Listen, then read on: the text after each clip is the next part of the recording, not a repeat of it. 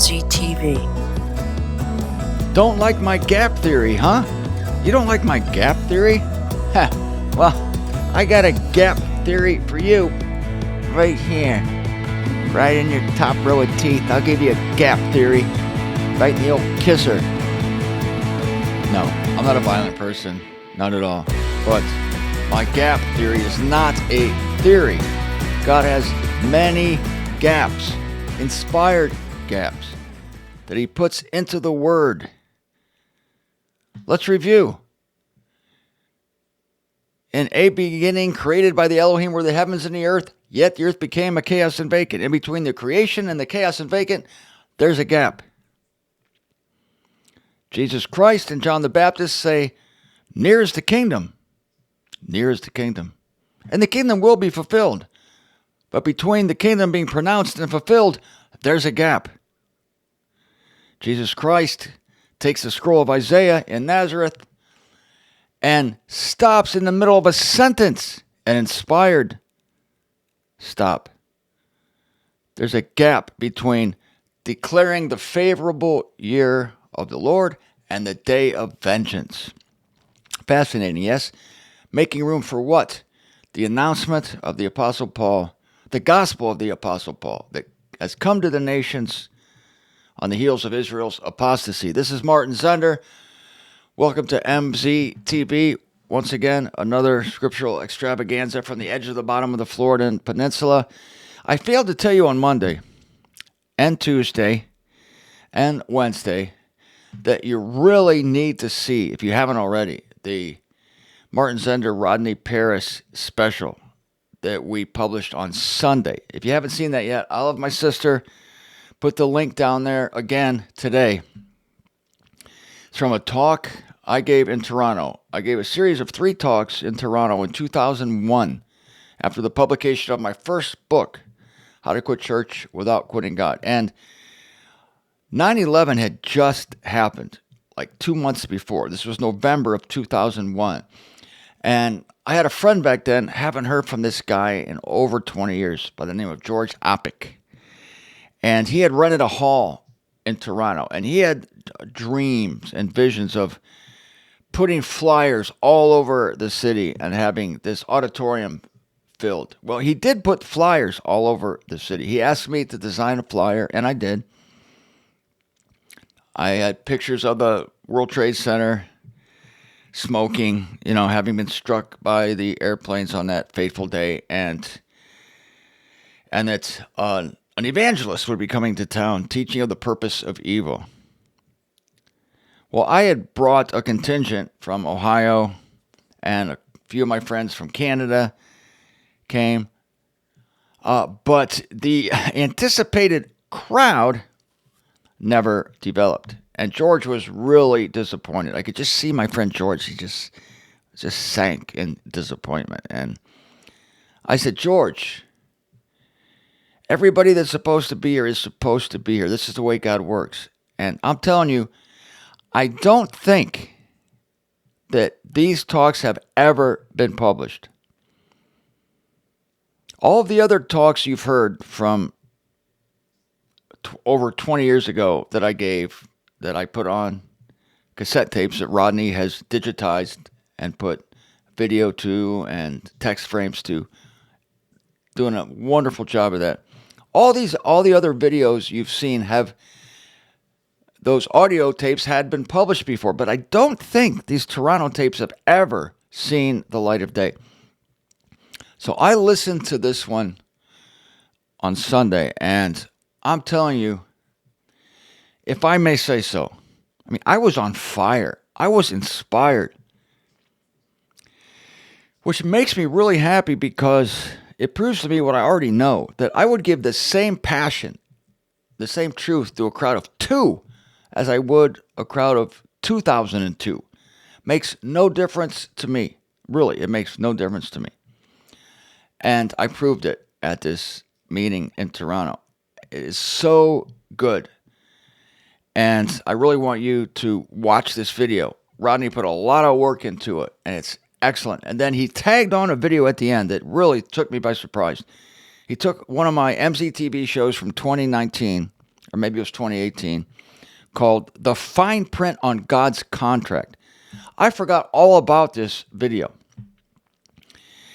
And it is really good. I'm watching this in the third person. It's like I'm not watching myself. It's like I'm watching another person doing this. I'm amazed that God is saying these things through the vessel that is Martin Zender. It's so not of me. It's so inspired by God that I can actually look at these things and listen to these things as so removed and getting blessing from it myself. It's just a remarkable thing. And it really tells me that I do, in a way, disassociate myself from these things. So of God is it that I can watch myself and be blessed and wow, that's great. That makes sense. And I minister to myself. That sounds bizarre. It sounds arrogant. It sounds, I don't know. It sounds bad, but I don't know how it sounds. Well, yes, I guess I do know how it sounds. But to me, it's perfect. It makes perfect sense because it's a God thing. And it's tremendous. And God keeps doing it. And as I've told you, maybe some of you haven't heard this, there's no show or no talk I ever give, no show I ever make that is ever automatic. Never, never. I never get on a roll where I assume that I'm just going to turn on the camera, turn on the microphone, and everything's going to go great. I never expect that to happen. Every single time I turn on this microphone, I am praying to God to help me, to make sense, to bring a blessing to you, to minister to you, to bring words of life, of comfort, of truth. And God keeps doing it. But I never think he's going to do it tomorrow. I mean, I kind of hope he will, and I pray he will, and he seems to be on a roll. God's on the roll, not me. God's on a roll. And I'm thinking, hey, as long as he's using me for this role, I'll keep doing it. Roll, R-O-L-L, you could say R-O-L-E. I'll keep doing it. As long as he gives us strength and the power and the courage and the desire. And so far, he has it. But it's never easy. Never. I never sit down here knowing how it's going to go, assuming it's going to be a great show. Never. I need you to know that. Every show is a miracle. No show is ever taken for granted. And none of you are ever taken for granted. I am so thankful for every single person watching this show. It could all go away tomorrow. God could take all my gifts away tomorrow. I mean, as far as my gifts in transferring this information to you, making the complicated simple, giving it to you in a way that you can understand it. I realize that could go away anytime. I just feel like I'm always on the edge. That's why I say I'm on the edge of the bottom of the Florida Peninsula. That's true geographically, and it's true spiritually, and it's true emotionally. It's just true of me, period. I'm on the edge, I feel, all the time, which is good because it ensures that every show that I give everything on every show. I don't cut corners. I'm praying, God, please let me say something to help people. Please use me to get these things across to you. Just a little personal insight there into how this thing happens. I don't really know exactly how it happens. So unsure am I how it happens that I'm aware that it could be taken away anytime. There's no formula. There's only a hanging on to the ragged edge of revelation and of teaching. So thank you for hanging in there with me all these years. And by the grace of God, I will keep doing this. I feel homeless at heart. I guess this is part of the beauty of what God has made me, is that I don't even take it for granted that I have a roof over my head. I'm always afraid that I'm going to be found out down here. It's like, I'm living in Florida. It's like, I don't belong here. How can I, a guy from Ohio, be living in Florida? It's like all these people are like cool and sophisticated and hip. They're Floridians. And I'm always afraid I'm going to be found out and they're going to ship me out of here. Wait a minute.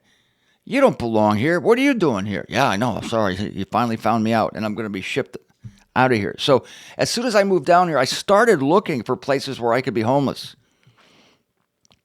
There's a certain appeal to me. As you know, for the first 3.5 years I lived here, I lived in a laundry room. My landlady, Juliana, I booked 2 weeks in her home as an Airbnb, and I was going to book those 2 weeks in order to find a less expensive place to live because it was a little expensive, like for 2 weeks. I'm like, I can't pay this. So I was going to use it as a headquarters and look to other Airbnb situations where I could live with people, rent a room in a house, something to keep the expenses low. But I found Juliana so wonderful that I thought to myself, I got to figure out a way to stay here. I saw her laundry room, and she was telling me, someday, Martin, I'm going to make this into a proper rental room. I said, I took that to heart, and I said, maybe I can figure out a way to live cheap. And sure enough, one day I suggested to her, it's like, hey, how would you like to not have to change this room at all and rent it? She goes, what do you mean? I'm willing to live here in this laundry room, to sleep here. It'll be my room just for 8 hours. The rest of the time, it's a public room. I'll just sit here on this futon and I'll do my work. I'll write. From 8 p.m. to 8 a.m., it'll be my room. I'll close the door, put a black piece of paper on the door, and I'll make my show in the morning, sleep, whatever. She said, okay. How many people can live in Florida for $300 a month? I did that for 3.5 years, and I loved it. But I didn't even count on that. And I'm always scouting around looking for, even now, even today, I'm looking around for places I could be homeless. Why hasn't anybody ever thought of living on top of a bus stop? Nobody ever looks up there. So I'm thinking, I could like climb up there and like put my sleeping bag up there, and nobody would ever see me on top of the bus stop. I also found a row of hedges out on the, where is that? On 17th Street, the harbor shops. There's a row of hedges, and there's about a 3.5-foot gap between the hedge and a wall. And I figured there's a perfect spot to put like a sleeping bag or a little mini tent, and I could live there. And I could still join a gym for $30 a month, and I could use that to work out and take a shower, and then I could write at a coffee shop. I'd probably need a car because I need to record my show, so I could record my show in my car. I'm always thinking these things. And folks, I think I would be an excellent dumpster diver. People make fun of me all the time because I eat food off the floor. I mean, the 5-second rule is ridiculous. To me, it's like a 5-hour rule. And so, you see, I have an innate immunity that's very strong because I don't ever try to protect myself from microbes or germs or bacteria. I just let myself suck it all up, and it makes me strong. And so I wouldn't hesitate to eat food out of a dumpster. I would be very good at it. It would be a real challenge to me to know which restaurants throw out what food at certain times. There's so much food wasted in this country. I would really be great. Oh, did you hear the story? I told this story 2 years ago, probably. Many of you probably have not heard it. I was going on a run early in the morning, and I usually go out before the sun comes up. So it's darkish. Sun's maybe starting to come up. And I'm at the corner of 17th Street and Federal Highway, where there's a lot of homeless people. So I'm standing at the light, waiting to cross. And this homeless guy looks down at me. I guess it's kind of light out. And he sees my socks. And my socks, I wear the same pair of socks over and over and over and over again on my runs. I just will wear my socks out. They have holes in them. These socks I was wearing were like ripped from the heel almost up to the top. And this homeless guy saw them. And he goes, dude, I always talk to the homeless people. I feel a kinship with them. He said to me, yeah, dude, you need a new pair of socks. I said, yeah, whatever. He says, no, here, I have a pair of socks. So a real point of pride with me is that a homeless guy gave me a pair of socks. That's really fun. A homeless guy. And I accepted it. I said, thanks. I can really use this. So Homeless people are giving me clothes down here. That's the state of affairs. So that's a beautiful thing. So I'm having this homeless mentality in that I take nothing for granted. I feel like I could be. It's not that my landlady Juliana would do this, but I just feel like every day that I'm living in South Florida is a blessing. And of course, I hold on to everything loosely, as I've taught you for many years now. In 1 Corinthians 7, Paul says, hold loosely to all things. Let those who have wives be as not having them. Let those who are buying not be retaining. Let those who are using the world as not using it up. In other words, hold loosely to everything. Hold loosely to people. Hold loosely to things. Don't strangle people. Don't strangle relationships. Realize that every day is a gift of God, and every person in your life is a gift. Even my kids, I knew, were on loan to me from God. And I never took them for granted, and I enjoyed every day. And I'm so thankful today that I knew the good old days while they were happening. Many people look back and say, oh, those were the good old days. And they wish they could go back and realize that they were the good old days while they were living them. Well, God gave me the blessing of realizing that I was living the good old days. And so I just felt privileged every day. And I feel the same way with you. I feel privileged every day that you're listening. I don't take it for granted that you're going to listen tomorrow. Every day is new. Every show is a new challenge. Every show is a new prayer. Pray to God to help me. I pray to God every show, please help me. And as you know, everything's thrown together here. I have like 3 lines of notes. These are my notes for like the shows this week. I mean, it's just very sketchy, and most of it is improvised off the cuff. I don't know how it happens. Some kind of miracle. But I'm thankful to God for it. And again, as always, I'm thankful to God for you. So speaking of being strangers in a strange land. Oh, by the way, I have befriended a homeless guy named Mike. He's been on the street for, I think, 12 years. And I told him one day, I said, and I help him out once in a while, give him some money for cigarettes and coffee. I love these homeless people who hold up the signs and say, need money for cigarettes or need money for beer. It's like, yes, you're honest. These folks aren't trying to find work. If you offered them a job, they wouldn't take it. This is their job. They're just trying to maintain another day on the street. This is their chosen lifestyle. And I told Mike one day, I said, dude, you beat the system.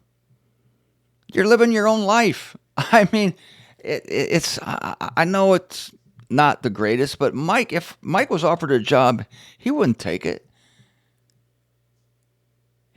This is his life. This is his world. And I told him, I said, dude, you beat the system. He doesn't have to pay taxes. He doesn't have to pay insurance. He doesn't have to. There's a lot of things the guy doesn't have to worry about, actually. I mean, he has his own worries. How he's going to stay dry for the night. But he's got his spots. I said, where are you sleeping these days? I'm sleeping under the bank. Oh, is that a good spot? I'm making notes under the bank. Which bank? Oh, the bank on 17th and 8th. Okay, got it. Yeah, okay. I'm making notes. Is it dry? Okay. Making notes. You never know. You never know. And I read in Hebrews, getting to the scriptures now, of those people of God who consider themselves to be expatriates, to be foreigners in a foreign land. And I completely feel that way. And I know you do as well. And I know you're going to dig this message. Saying, yes, that's me. I don't belong here. What am I doing here? How can I survive another day here? I know, I'm thinking the same thing.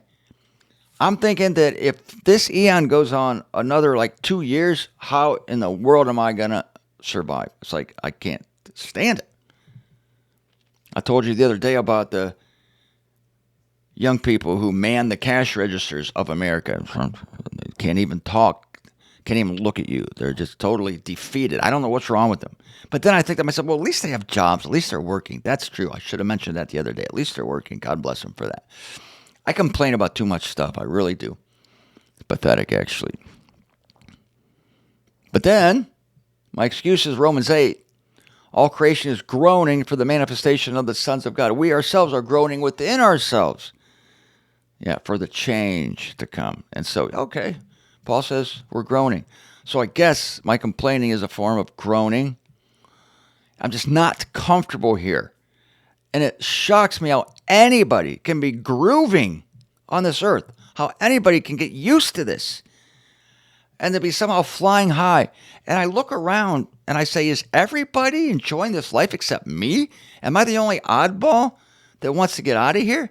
But as our friend Henry David Thoreau said, men everywhere live lives of quiet desperation. No, they're all desperate, but a lot of them are faking it. Some of them fake it better than others. But I'm with you. I'm not. Don't know how I'm going to make it. It's the grace of God every single day. So let's go to Hebrews chapter 11. I know I've run this verse past you before, but I'm always seeing new things here. I love this verse. Paul says in verse 13 of Hebrews 11, he's just named the heroes of faith, those heroes in Israel, the people they all looked up to. One thing they all had in common is they died having not received the promises. And as I told you earlier this week, Hebrews was written to those Israelites who saw the kingdom draw near and then saw it pulled out from under them, asked the big question, what happened? Paul's explained to them what happened. And he's encouraging them, stay true to the promises. Here's all these people, Abraham, Sarah, Noah, Enoch, Abel. They all died having not received the promises. They waited for a city having foundations whose artificer and architect is God. And here we go. Verse 13, in faith died all these, not being requited with the promises. I'm not saying we're going to die. No, we're going to be those people who are changed while alive. We shall not all die, Paul says in 1 Corinthians chapter 15, but we shall all be changed. We're not going to all die. It's my firm belief that we are of the generation that shall not see death. But in faith died all of these, not being requited with the promises, but perceiving them ahead, that is, perceiving the promises ahead, and saluting them, and avowing that they are strangers and expatriates on the earth. Boy, that is me. There's a trans-administrational truth here. Strangers on the earth. Folks, I'm sure that many of you think it would be just paradise living in South Florida. I mean, I live 2.5 miles from the beach. And yes, it's nice to know the beach is there. And I do go up to Blondie's on Thursday with Manford, drive past the beach. I run past the beach. It's all very beautiful. But there is nothing so appealing on this planet that would want me to stay here for another minute if I heard the voice of Christ, the chief messenger, calling me out of here. I'm ready. And even as I see the people frolicking on the beach, or even as I'm at the bar shooting pool with Manfred, I look at the people drinking, and not that I'm averse to drink, of course, you know I'm not, but even as I'm doing it, it doesn't satisfy me. But the people I'm looking at seem to be camped on it. They seem to be enjoying it. And I'm wondering, how do these people do it? What did they have that I don't have? Oh, it's this. They're not expatriates upon the earth. They're not seeking a different country. They're not seeking a different city. They're satisfied with this one. They're not craving something better. Here's verse 16 of Hebrews 11. Yet now they are craving a better, that is, a celestial. Wherefore God is not ashamed of them to be invoked as their God, for he makes ready for them a city. This ain't my city. I mean, of all the cities in the United States, I prefer this one, Fort Lauderdale. But it, not even Vacationland USA, satisfies me. So please, let no one think that I'm down here cruising.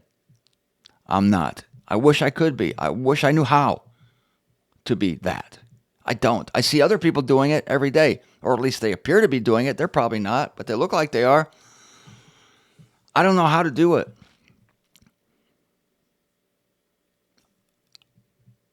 I can't be happy. It bothers me some days. I can't be content here. I'll never forget my brother-in-law. This was, 30 years ago. We were at his grandfather's house, and his grandfather had this dog in the back. And the dog was kept outside all the time. The dog was in a dog house. Why they had this dog, I don't know. And the dog was on a short chain. It was really pitiful. And my brother-in-law, Matt, said, man, I really feel sorry for that dog on that short chain. And I looked at him, I said, well, you better start feeling sorry for yourself. He said, what do you mean? He says, and I said, you don't realize what a chain we're on. Only when we're changed, made in the likeness of God, will we realize just how freaking short our chain was. How stultified our existence was, how limited we were this whole time. But the problem is with me is I realize it now. So see, realizing things while they're happening has a negative aspect too. I talked earlier about the positive aspect, realizing when I was raising my kids and I was married, happily married, raising my kids in Ohio, realizing these were the good old days. Likewise, I have the gift of realizing what a bondage I'm in, what a short leash I'm on, and how dangerous and treacherous and disappointing and depressing this world is and this life is. I'm with you in that boat. I really am. I shouldn't be. I look around me. I'm living in this beautiful place, but I can't escape it. I'm an expatriate. I'm a stranger in a strange land, and I'm avowing that I'm a stranger and an expatriate upon the earth. And I'm craving a better. I am craving a celestial city. And God looks at this. He looks at me, he looks at you, and he sees this suffering, he sees this angst. And it's not that we don't appreciate what he's done for us, because I do. I appreciate every day that I have food, that you're out there for me, that Manfred's here. The Phil is not far away. I'm thankful every day for that. But at the same time, it's not enough for me. I look around, and as I've always said to you, this is a planet that crucified Christ. That's what the world thinks of Christ. It's the same planet. I'm on the same earth that has soaked up the blood of the Son of God. It's the same earth. It's the same system. It's the same eon. And I hate it. I hate it. But God sees that, and I think he's, can I say, I think he's pleased.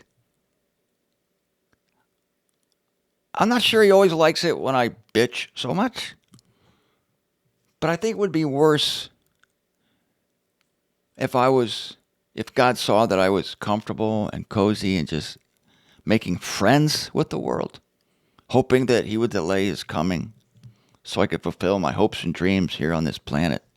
But no, God knows my heart, and he knows your heart. We're all in the same boat, and it is only the Spirit of God that can make you feel this way, because we're surrounded by people who don't feel this way. We're surrounded by people who are friends with the world. Ladies and gentlemen, I don't get it.